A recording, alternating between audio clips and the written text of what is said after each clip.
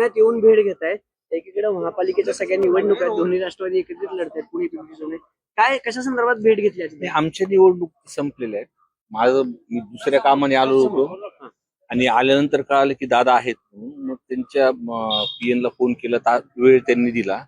माझा मागचाच प्रश्न होता की तो पाणी पुरवठ्याचा जो विषय होता, जे 8-10 दिवसाला पाणी येते, आणि दादांनी आत्ताच बीडच्या भाषणामध्ये सांगितलं होतं की आपण 1-2 दिवसाला ते आपण चालू करू. मग त्या विषया संदर्भातली एक टेक्निकल माहिती होती, ती फक्त त्यांच्या कानावर टाकायची.